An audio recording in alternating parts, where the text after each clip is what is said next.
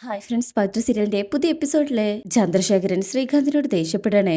നിന്റെ വിവാഹം കഴിഞ്ഞ സമയത്ത് അവൾ ഒതുങ്ങിയതായിരുന്നു, നീയാണ് അവളെ പോയി ചൊറിഞ്ഞത്. ഞാൻ അവളെ കുറ്റം പറയില്ല, നിന്നെയാണ് പറയേണ്ടത്. നിന്നെപ്പോലുള്ള ആണുങ്ങൾക്ക് ചില തോന്നലുണ്ട്. ഭർത്താവ് മരിച്ചോ ഡിവോഴ്സ് ആയോ നിൽക്കുന്ന പെണ്ണുങ്ങൾ ഈസിലി അവൈലബിൾ ആണെന്നുള്ള വിചാരം. ഇനി അവളുമായി കോണ്ടാക്ട് ചെയ്യാൻ നിൽക്കരുത്.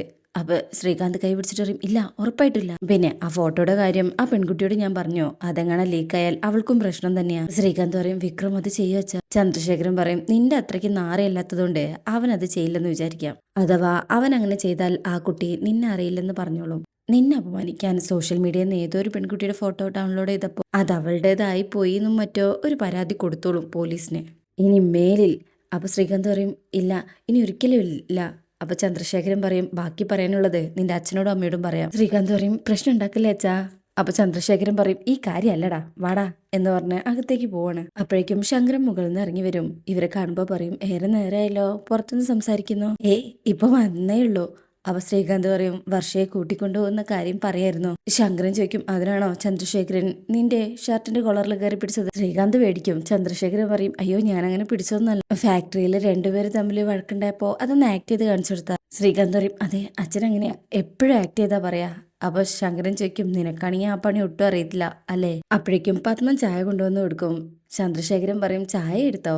ആ, കാറ് വരുന്നത് ഞാൻ അടുക്കളയിൽ നിന്ന് കണ്ടിരുന്നു. ശ്രീകാന്ത് ആകെ പേടിക്കും. അപ്പോ എല്ലാവരും എല്ലാം കണ്ടോ ദൈവമേ? ശങ്കരൻ പറയും, ചന്ദ്രശേഖരൻ ഇരിക്കേ. ചന്ദ്രശേഖരൻ പറയണേ, ഞാനൊരു പ്രധാനപ്പെട്ട കാര്യം പറയാനാ വന്നത്. അത് ഇട്ടിട്ട് നിങ്ങൾ കുഴപ്പമൊന്നും ഉണ്ടാക്കരുത്. ശ്രീകാന്ത് ആണെങ്കിൽ പേടിക്കും. വളരെ ശ്രദ്ധിച്ച് ശാന്തമായി കൈകാര്യം ചെയ്യണം. പത്മൻ ചോദിക്കും, എന്താ പ്രശ്നം? അത് നമ്മുടെ ദീപ്തിയുടെ ഒരു കാര്യമാണ്. അത് കേൾക്കുമ്പോഴാ ശ്രീകാന്തിന് സമാധാനം വന്ന്. കാരണം ശ്രീകാന്തിന്റെ കാര്യമില്ലല്ലോ എന്നുള്ള സമാധാനം. എന്നാൽ ദീപ്തിയുടെ ഒരു കാര്യം എന്ന് പറയുമ്പോൾ അതിന്റെ ടെൻഷൻ വേറെയുണ്ട്. അങ്ങനെ അവരവിടെ സംസാരിക്കണേ. ഇതേ സമയം വേദ MLA വാസവന്റെ ഭാര്യയെ കാണാനായി വീട്ടിലേക്ക് ചെന്നിരിക്കണേ. ആ കോളിംഗ് ബെല്ലടിക്കുമ്പോൾ തന്നെ ആള് വരും. ആരാ മനസ്സിലായില്ല? വേദ പറയും, ഒരു തവണ ഞാനിവിടെ വന്നിട്ടുണ്ട് വിക്രമിന്റെ കൂടെ. ആ മനസ്സിലായി, വേദ വരൂ എന്ന് പറഞ്ഞ് അകത്തേക്ക് കൊണ്ടുപോവാണ്. കുടിക്കാൻ എന്താ വേണ്ടത്? ഇരിക്കേ.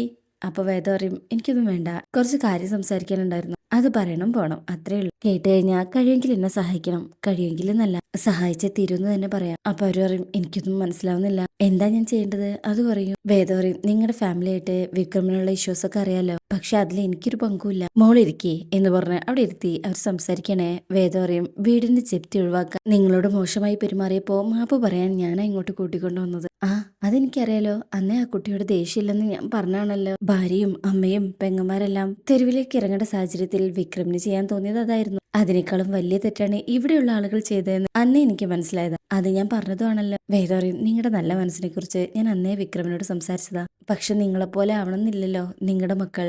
നിങ്ങളുടെ മകൻ വരുണായിട്ട് വിക്രം അടിയുണ്ടാക്കിയിട്ടുണ്ട്. അതിൽ വരുണിന് ഏറെ സഹിക്കേണ്ടിയും വന്നിട്ടുണ്ട്. നിയമപ്രകാരം കൈകാര്യം ചെയ്യേണ്ട കാര്യം വിക്രം നേരിട്ടത് തെറ്റായ രീതിയിലായിരുന്നു. അതെല്ലാം കഴിഞ്ഞ കാര്യമല്ലേ വേദ? എന്റെ മകൻ ചെയ്ത തെറ്റിന്റെ ഫലം അത്രേ അവൻ അനുഭവിച്ചെന്ന് കരുതിയിട്ടുള്ളൂ ഞാൻ. അവരും ഇപ്പൊ പഴയതുപോലെയൊന്നുമല്ല. ആ കാലത്തിൽ നിന്നും അവൻ തിരിച്ചു വന്നു. കഴിഞ്ഞുപോയ കാര്യങ്ങളില് അവർ നല്ല കുറ്റബോധമുണ്ട്. വേദ പറയും, ആ കുറ്റബോധം വരുൺ നിങ്ങളുടെ മുന്നിൽ കാണിക്കുന്ന മുഖം മൂടിയാണോന്ന് എന്റെ സംശയം. വിക്രമിനോടുള്ള പകയും പ്രതികാരവും തീർക്കാൻ വരുൺ ഇപ്പൊ കരുവാക്കുന്നത് എന്റെ അനീതിയാണ്. ഇത് കേൾക്കുമ്പോ അവര് ഞെട്ടിപ്പോവും. വേദ എന്തൊക്കെയാ പറയുന്നേ? രേണുക ആകെ ഞെട്ടുന്നുണ്ട് കേട്ടോ. വേദ പറയും, അതെ ചേച്ചി, കുറച്ചു കാലമായിട്ട് വരുൺ അവളുമായിട്ട് റിലേഷൻ സ്ഥാപിച്ചിട്ടുണ്ട്. ഞാൻ അവളോട് സംസാരിച്ചു, പക്ഷെ അവള് ഈ പ്രണയത്തെ കാണുന്നത് ഒരു ദിവ്യ പ്രണയമായിട്ടാ. രേണുക ഞെട്ടിയിരിക്കണേ. വേദ പറയും, വരുണിനെ കുറിച്ച് നമുക്കറിയാലോ, അവനൊരിക്കലും ഇത് സീരിയസ് ആയിട്ടാവില്ല. പക്ഷെ വിക്രത്തോടുള്ള പക തീർക്കേണ്ടത് എന്റെ അനുജത്തെ നശിപ്പിച്ചുകൊണ്ടായിരിക്കരുത്. രേണുക പറയും, എനിക്ക് വേദ പറയുന്നൊന്നും മനസ്സിലാവുന്നില്ല. വിക്രത്തിനോട് അങ്ങനെ ഒരു പകയുണ്ടെങ്കിൽ തന്നെ അത് വേദയുടെ അനിയത്തിയോട് കാണിക്കേണ്ട കാര്യം എന്താ? വേദ പറയും, വിക്രത്തോടുള്ള പക തീർക്കാനുള്ള ആണല്ലോ നിങ്ങളുടെ ഭർത്താവ് ഒരിക്കൽ എന്നെ തട്ടിക്കൊണ്ടുപോയത്. എന്റെ അനുജത്തിക്ക് എന്തെങ്കിലും സംഭവിച്ചാൽ ഞാൻ അടങ്ങിയിരിക്കില്ലെന്ന്. അതുകൊണ്ട് തന്നെ ആ വഴി വിക്രം മുന്നോട്ട് വരുന്നു. നിങ്ങളുടെ ഭർത്താവിനും മകനും അറിയാമായിരിക്കും. ദയവേരുത് എന്റെ അനിയത്തിയുടെ ജീവിതം നശിപ്പിക്കരുത്. അതൊന്ന് അഭ്യർത്ഥിക്കാനാ ഞാൻ ഇങ്ങോട്ട് വന്നത്. അപ്പോഴേക്കും ഒരു വണ്ടിയുടെ ശബ്ദം കേൾക്കണേ. രേണുക പറയും, അവൻ വന്നെന്ന് തോന്നുന്നു. അങ്ങനെ വരുൺ അങ്ങോട്ട് കൂളായി കയറി വരണേ. വേദയെ കാണുന്നതും ഞെട്ടി നിൽക്കണേ. രേണു പറയും, നിന്നെ കാണാനാ ഈ കുട്ടി ഇങ്ങോട്ട് വന്നത്. വരുൺ വേദയെ തന്നെ നോക്കണേ. ഇതാരാണെന്ന് മനസ്സിലായടാ? വരുൺ പറയും, ആരാണെന്നും എന്തിനാ വന്നതെന്നും മനസ്സിലായി. അത് പറയലും രേണു വരുണ് ഒരൊറ്റ തല്ലാണ്ട് തല്ലും. ആശുപത്രി കിടന്ന് അങ്ങനെ അങ്ങ് തീർന്നൂടായിരുന്നോടാ നിനക്ക്? എന്തിനാ അസുഖം മാറി വീണ്ടും നീ തിരിച്ചു വന്നത്? അമ്മേ. അപ്പോ രേണു പറയും, ഇനി നീ അങ്ങനെ വിളിക്കരുത്. ഈ വീട്ടിൽ ഒരു പെൺകുട്ടി കൂടെ ഉണ്ട്. നിങ്ങൾ അച്ഛനും മകനും ചെയ്യുന്നതിന്റെ ഫലം കൂടെ ഇനി അവള് കൂടെ അനുഭവിക്കുന്നത് ഞാൻ കാണണം. അപ്പൊ വരുൺ പറയും, നിങ്ങളോട് എങ്ങനെയാ പറയേണ്ടതെന്നോ നിങ്ങളത് എങ്ങനെയാ മനസ്സിലാക്കാൻ പോകുന്നതെന്നോ എനിക്കറിയില്ല അമ്മ പറഞ്ഞത് ശരിയാ. ആ കിടപ്പില് ആശുപത്രി കിടന്ന് മരിച്ചു പോണെന്ന് തന്നെയാ ഞാനും ആഗ്രഹിച്ചത്. പക്ഷേ അതിന് സമ്മതിക്കാതിരുന്നത് അവളാ, ദീപ്തി. ഇത് കേൾക്കുമ്പോ വേദന ഞെട്ടിപ്പോകും.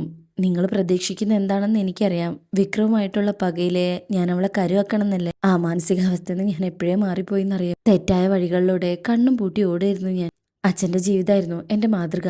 പണവും അധികാരവും ഉണ്ടെങ്കിൽ എന്തും ചെയ്യാന്ന് ഞാൻ കരുതി. അതിന്റെ മുമ്പിൽ ഒരുപാട് തെറ്റുകളും ചെയ്തു കൂട്ടി. അതിലെ വിചാരണ നടന്നത് ഞാൻ ആശുപത്രി കിടന്നപ്പോഴാ. ഇനിയൊരു മനുഷ്യനായിട്ട് ആ ആശുപത്രി വിട്ട് പുറത്തേക്ക് വരില്ലെന്ന് ഉറപ്പിച്ചതാണ് ഞാൻ. എങ്ങനെയെങ്കിലും അവിടെ വെച്ച് തന്നെ ജീവൻ കളയണമെന്ന് തീരുമാനിച്ചു. ആ സമയത്താ ദീപ്തി വന്നത്. ഇതുവരെ നടന്ന വഴി തെറ്റുകൾ നടന്നതാണെങ്കിലും അതിൽ നിന്ന് നടന്നു കയറാൻ പറ്റുന്ന എന്നെ ബോധ്യപ്പെടുത്തിയത് അവളാ. ജീവിതത്തിന് ഒരു പ്രതീക്ഷ തന്നത് അവളാ. എന്തിനാ അവളെന്നെ ചേർത്ത് പിടിച്ചതെന്ന് ഞാനും അത്ഭുതപ്പെട്ടിട്ടുണ്ട്. എന്നെ വിട്ട് അവൾ പോയിരുന്നെങ്കിലെന്ന് സത്യമായി ഞാൻ വിചാരിച്ചിട്ടുണ്ട്. പക്ഷെ അപ്പോഴൊക്കെ അവളെ കാണാനും സംസാരിക്കാനും ഞാൻ ആഗ്രഹിച്ചിട്ടുണ്ടെന്നുള്ളത് സത്യം. എനിക്കാരോടും ഒരു പകയില്ല വേദിച്ചി. ഏത് സമയത്താണെങ്കിലും ഞാൻ ചെയ്ത തെറ്റുകളുടെ ശിക്ഷ എന്നെ തേടി വരുമെന്ന് എനിക്കറിയാം. അതുകൊണ്ട് തന്നെ എന്നിൽ നിന്ന് ഒഴിഞ്ഞു പോവാനേ ഞാൻ അവളോട് പറഞ്ഞിട്ടുള്ളൂ. വേദയ്ക്ക് വിശ്വസിക്കാനായിട്ടില്ല. വരുൺ പറഞ്ഞതെല്ലാം ഞാൻ തൊണ്ട വിടാതെ വിഴുങ്ങണമെന്നാണോ? വരുൺ ചിരിച്ചുകൊണ്ട് പറയും, ചേച്ചിക്ക് വിശ്വസിക്കാൻ പാടാണെന്ന് എനിക്കറിയാം. ഒരുപക്ഷെ എന്റെ അമ്മ പോലും എന്നെ വിശ്വസിക്കില്ല. പക്ഷേ ഞാൻ പറയുന്നതാ സത്യം. ചെയ്ത മുഴുവൻ തെറ്റുകൾക്കും പ്രായശ്ചിത്തം ചെയ്യാൻ പറ്റണമെന്നില്ല. പക്ഷേ കഴിയുന്നത്ര ചെയ്യണമെന്നുണ്ട്. അതിനാ ഞാൻ അവളുടെ ഹെൽപ്പ് തേടിയത്. അതിനിടയിൽ അവൾ എന്നിലേക്ക് കടന്നു വരികയായിരുന്നു.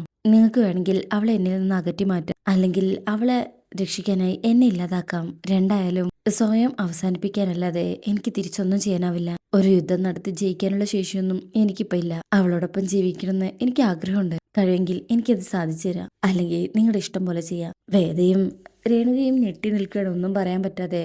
അങ്ങനെ വേദ ചോദിക്കും, ഹോസ്പിറ്റലിൽ വെച്ചാണോ നിങ്ങൾ ആദ്യം കണ്ടത്? ആ, കോഴ്സിന്റെ ഭാഗമായിട്ട് ഇന്റേൺഷിപ്പിന് വന്നതായിരുന്നു ദീപ്തി. അങ്ങനെ ആദ്യമായി കണ്ടതും സംസാരിച്ചതൊക്കെ പറയാണ്. സാധാരണ പോലെ സംസാരിച്ചു പോവായിരുന്നു ആദ്യമൊക്കെ. പിന്നെ പിന്നെ എനിക്ക് കാര്യങ്ങൾ തുറന്നു പറയാൻ പറ്റുന്ന ഒരാളാണെന്ന് എനിക്ക് തോന്നി. എന്റെ അഴുക്ക് നിറഞ്ഞ ജീവിതം മുഴുവനും ഞാൻ അവളുടെ മുന്നിൽ അവതരിപ്പിച്ചു. മുഖത്ത് കാറി തുപ്പി ഇറങ്ങി പോകുന്നതിന് പകരം അവൾ ആശ്വസിപ്പിക്കുക ചെയ്തത്. അത് എനിക്ക് തന്നെ ഒരു അത്ഭുതമായിരുന്നു. അങ്ങനെ ഒരു ദിവസം അവൾ എന്നോട് ചോദിച്ചു. അങ്ങനെ ഹോസ്പിറ്റലിൽ വെച്ചൊരു സംഭവം കേട്ടോ. ഞാൻ വരുണിനോട് ഒട്ടും പ്രതീക്ഷിക്കാത്തൊരു കാര്യം പറയട്ടെ. വരുണി ഹോസ്പിറ്റലിൽ അഡ്മിറ്റ് ആയത് വിക്രം എന്നൊരാളുമായിട്ട് അടിയുണ്ടാക്കിയിട്ടല്ലേ? വരുൺ പറയും, ഞാൻ അടിയുണ്ടാക്കിയതല്ല. ഞാൻ ചെയ്ത തെറ്റിനെ അയാൾ എന്നെ തേടി വരികയായിരുന്നു. ദീപ്തിക്കും അയാളെ എപ്പോഴെങ്കിലും കാണണമെന്ന് തോന്നിയിട്ടുണ്ടോ? വരുൺ പറയും, ദീപ്തിക്കും കണ്ടിട്ട് ശരിക്കും എന്തിനാ? വരുൺ പറയും, കഴിഞ്ഞ ദിവസം ദീപ്തി പറഞ്ഞത് ഓർമ്മയില്ലേ? ഏതൊരു മനുഷ്യന്റെ ജീവിതവും മനോഹരാക്കുന്നതിൽ സോറി എന്നുള്ള വാക്കിനും താങ്ക്സ് എന്ന വാക്കിനും വലിയ റോൾ ഉണ്ടെന്ന്. ഇനിയൊരു രണ്ടാം ജന്മം ജീവിച്ചു തുടങ്ങുന്നതിന് മുമ്പ് എനിക്കിത് രണ്ടുപേരോട് പറയണമെന്നുണ്ട്. സോറി എന്നുള്ള വാക്ക് ആ കുട്ടിയോടും താങ്ക്സ് എന്ന വാക്ക് വിക്രമിനോടും. എന്റെ കഴിഞ്ഞുപോയ ജീവിതത്തെക്കുറിച്ച് തിരിഞ്ഞു നോക്കാൻ, അതിനെ പശ്ചാത്തപിക്കാനും വിക്രമല്ലേ കാരണമായത്. അപ്പൊ ഞാൻ അയാളോട് നന്ദി പറഞ്ഞല്ലേ പറ്റൂ. ഇത് കേൾക്കുമ്പോ ദീപ്തിക്ക് സന്തോഷാവും. അല്ല, എന്താ പ്രതീക്ഷിക്കാത്തൊരു കാര്യം പറയണ്ടെന്ന് പറഞ്ഞത്? അത് ആ വിക്രമില്ലേ, അങ്ങേരുടെ അനിത്യയുടെ സ്ഥാനം എനിക്ക്. അത് കേൾക്കുമ്പോ വരുന്ന സന്തോഷാവും. എന്ന് വെച്ചാ? ദീപ്തി പറയും, എന്ന് വെച്ചാ എന്റെ ചേച്ചി കല്യാണം കഴിച്ചത് അയാളെയാ. സ്വന്തം ചേച്ചിയോ? ദീപ്തി പറയും, അതെ, ചേച്ചിയെ കല്യാണം കഴിച്ചു എന്നല്ല പറയേണ്ടത്, അയാൾ ചേച്ചിയെ ബലമായി കല്യാണം കഴിച്ചു. വരുൺ ഇതൊക്കെ കേൾക്കുമ്പോ ചിരിക്കുകയാണ് ചെയ്യുന്നത്. ഇനി പറ, എന്നോട് ഇത്തിരി ദേഷ്യം തോന്നുന്നില്ലേ? വരുൺ ചോദിക്കും, എന്തിന്? എന്റെ പ്രശ്നം അവതരിപ്പിക്കാൻ പറ്റൊരാളെ എനിക്കിപ്പോ കിട്ടില്ലുണ്ടായത്. ഇനി ദീപ്തി മുഖേന എനിക്ക് വിക്രം ചേട്ടനെ കോണ്ടാക്ട് ചെയ്യാലോ. വിക്രം ചേട്ടനോ? അപ്പൊ വരുൺ പറയും, ആ, ഇയാളുടെ ചേട്ടനാവുമ്പോ എന്റെയും ചേട്ടനായില്ലേ. അത് കേൾക്കുമ്പോ ദീപ്തിക്ക് നല്ല സന്തോഷാവും, ചിരിക്കുക. അങ്ങനെ അതൊക്കെ ഇപ്പോ വേദയോടും രേണുകയോടും വരുൺ പറയണേ. അങ്ങനെ ആ ബന്ധം വളർന്നു. എനിക്ക് ദീപ്തിയോട് എന്തും പറയാനായി. എല്ലാ കാലത്തും അവൾ കൂടെ വേണമെന്നൊരു തോന്നലുണ്ടായി. അത് തെറ്റാണെന്ന് സ്വയം ശ്വാസിച്ചെങ്കിൽ മനസ്സ് അനുവദിച്ചില്ല. അങ്ങനെ ഒരു ദിവസം അവളോട് ഞാൻ ആഗ്രഹം പറഞ്ഞു. അതായത് ഒരു ദിവസം കടപ്പുറത്ത് വെച്ച് ദീപ്തിയും വരുണും ഇങ്ങനെ കടപ്പുറത്തേക്ക് നോക്കി ഇങ്ങനെ നിൽക്കുക, തിര എണ്ണിക്കൊണ്ട്. ദീപ്തി അറിയും, ഹലോ, ഞാൻ വന്നിട്ട് എത്ര നേരമായി എന്നറിയോ? വരുൺ പറയും, അറിയില്ല, സമയം പോകുന്നത് ഞാൻ അറിയുന്നില്ല. ദീപ്തി പറയും, കടൽ തിര നോക്കിയിരുന്ന അങ്ങനെയാ. വരുൺ പറയും, ചില ആളുകളോടൊപ്പാണെങ്കിൽ പ്രത്യേകിച്ചും തീരത്ത് എന്തെഴുതിയാലും കടലൊന്നും മായ്ച്ചു കളയുന്ന അറിയില്ലേ? അതുപോലെ മനുഷ്യർക്ക് അവരുടെ പാസ്റ്റ് മായ്ച്ചു കളഞ്ഞാൽ പുതിയത് തുടങ്ങാൻ പറ്റുമോ? ദീപ്തി പറയും, ഉറപ്പായും പറ്റും, പക്ഷേ അതിനൊരു കാര്യം ചെയ്യണം. വരുൺ ചോദിക്കും, എന്ത് കാര്യം? അങ്ങനെ ആഗ്രഹിക്കുന്നവർ സ്നേഹത്തിന്റെ ഒരു കടൽ കണ്ടെത്തണം. അതിന്റെ തീരത്ത് പോയി ഏകാംഗിയായിരിക്കണം. അപ്പൊ ഒരു സ്നേഹത്തിര വന്ന് അയാളുടെ ഉള്ളിലുള്ള എല്ലാ കറകളെയും മായ്ച്ചോളും. അതോടെ അയാൾ വീണ്ടും ശുദ്ധനായി കിട്ടും. വരുൺ ചോദിക്കും, ഉറപ്പാണോ? ദീപ്തി പറയും, ഉറപ്പ്. ശരിക്കും സ്നേഹം ഒരു കടല് പോലെയാ. അതിനുള്ളിൽ എത്ര നീന്തിയാലും വെറുപ്പിന്റെ തീരം കാണാൻ കഴിയില്ല. അപ്പൊ വരുൺ ചോദിക്കും, എനിക്ക് അതിനൊരു അവസരം തരുമോ? ദീപ്തി ഒന്നും പറയാതെ കടൽ തീരത്തേക്ക് നോക്കും. വരുൺ പറയും എന്റെ ചോദ്യം വിഷമിച്ചെങ്കിൽ ദീപ്തി അത് വിട്ടേക്കൂ. ദീപ്തി ഒന്നും പറയാതെ വരുണിനെ നോക്കി കുറച്ച് ദേഷ്യത്തിൽ അവിടെ നിന്ന് അങ്ങ് പോവാണേ. വരുൺ അത് വിഷമാവും. അങ്ങനെ ഇവരോട് പറയും ഞാൻ ആകെ ഒലിഞ്ഞു പോയൊരു ദിവസമായിരുന്നു അത്. ദീപ്തിയെ പ്രപ്പോസ് ചെയ്യരുതായിരുന്നു എന്ന് എനിക്ക് തോന്നി. എല്ലാ അർത്ഥത്തിലും ഞാൻ റിജക്റ്റഡ് ആയി. വീണ്ടും പഴയ ജീവിതത്തിലേക്ക് തന്നെ മടങ്ങി പോകുമെന്ന് ഞാൻ ഭയന്നു. ലഹരിയിലേക്ക് കൂപ്പുകൂത്താൻ തുടങ്ങിയപ്പോഴൊക്കെ അവളുടെ മുഖം അതെന്നെ എന്നെ തടഞ്ഞു. അവളെന്റെ ജീവിതത്തിലേക്ക് വന്നാലും ഇല്ലെങ്കിലും ഞാൻ അങ്ങനെ ചെയ്യുന്നത് അവളോട് ചെയ്യുന്ന ചതിയാവുമെന്ന് എനിക്ക് തോന്നി. അവളെ എങ്ങനെ ചതിക്കാൻ എനിക്ക് തോന്നിയില്ല. ആ സമയത്ത് അവളുടെ കോൾ എനിക്ക് വന്നു. പിറ്റേ ദിവസം ബീച്ചിൽ വെച്ച് കാണണമെന്നായിരുന്നു അത്. അങ്ങനെ ആ പിറ്റേ ദിവസത്തെ കാര്യങ്ങൾ പറയണേ. വരുൺ എത്തുമ്പോൾ ദീപ്തി അവിടെ ഇരിപ്പുണ്ട് കേട്ടോ. വരുൺ അടുത്ത് ചെന്നിരിക്കും. ബീച്ചിൽ തന്നെ ഒരു ചെറിയ മണ്ണിന്റെ വീട് ഉണ്ടാക്കിയിട്ടുണ്ട്.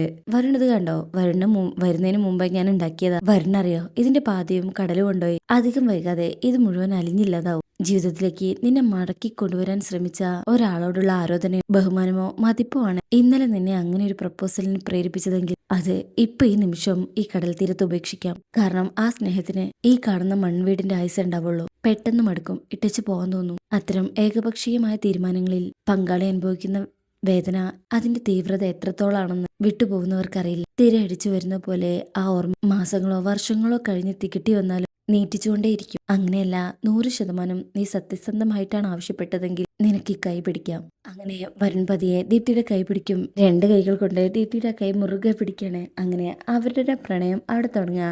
ഇതെല്ലാം പറയുന്നിടത്താണ് ഈ ഭാഗം കഴിയുന്നത്. അപ്പോൾ ഇങ്ങനെയൊക്കെയാണ് ഈ റിവ്യൂലുള്ളത്. അപ്പോൾ ഇതിൻ്റെ നെക്സ്റ്റ് പ്രൊമോയിൽ കാണിക്കുന്നത് വേദകാര്യങ്ങളെല്ലാം വിക്രത്തോട് സംസാരിക്കുന്നൊക്കെ ഉണ്ട് കേട്ടോ. അപ്പോൾ അതിനെക്കുറിച്ചൊക്കെ അടുത്ത വീഡിയോയിൽ കാണാം. ഈ റിവ്യൂ ഇഷ്ടമായിട്ടുണ്ടെങ്കിൽ ലൈക്ക് ചെയ്യുക, സബ്സ്ക്രൈബ് ചെയ്യുക, സപ്പോർട്ട് ചെയ്യുക. താങ്ക്